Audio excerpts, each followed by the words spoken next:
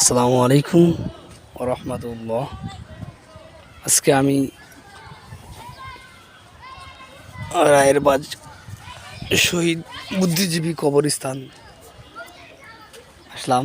এখানে মোটামুটি একটু ঘোরার জন্য আসলাম। তো দেখেন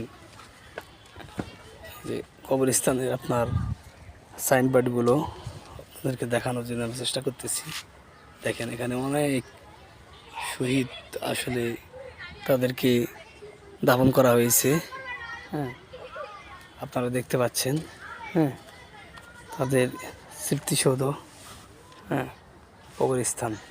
আসলে তারা আমাদের এই দেশের জন্যে, হ্যাঁ, নিজের জীবনকে উৎসর্গ করে প্রমাণ করেছেন যে আত্মত্যাগে, হ্যাঁ, শান্তি মিলে স্মরণীয় হওয়া যায়।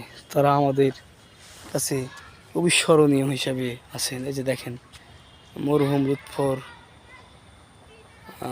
আমির, দেখেন, হ্যাঁ, বীর মুক্তিযোদ্ধা মরহুম নাইমুল হক চৌধুরী, হ্যাঁ, পিতার নাম সহ দেওয়া আছে, তার জন্ম তারিখ এবং মৃত্যু সব কিছু দেওয়া আছে।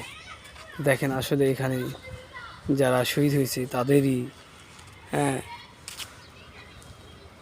স্মৃতিসৌধ। হ্যাঁ, তারা তো পরলোক গমন করেছেন। এখানে হয়তো তাদের লাশও এতদিন নষ্ট হয়ে গেছে, আমি যতদূর সম্ভব আমার ধারণা।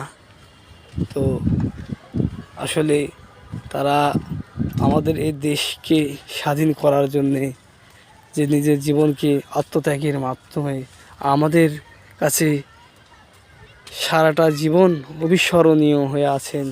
হ্যাঁ, মানে মরেও তারা অমৃত হয়ে আছেন আমাদের কাছে। এটা আসলে অনেক বড় আত্মত্যাগ তাদের। হ্যাঁ, আমরা কোনো দিন তাদের এই রক্তের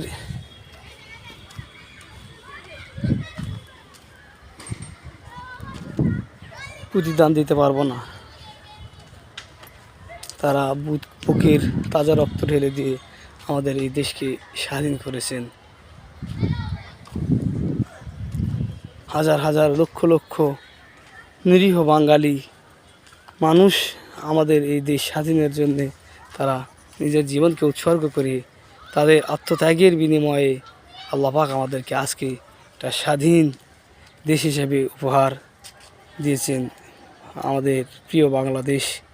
আমরা সবাই এই শহীদদের রুহের আত্মার মাগফিরাত কামনা করব এবং দেশবাসী, ধর্মপ্রাণ মুসলমান ভাই সবারই জন্য, নর এবং নারীর জন্য আমরা দোয়া করব। এই বলে আমি আমার ভিডিও শেষ করলাম।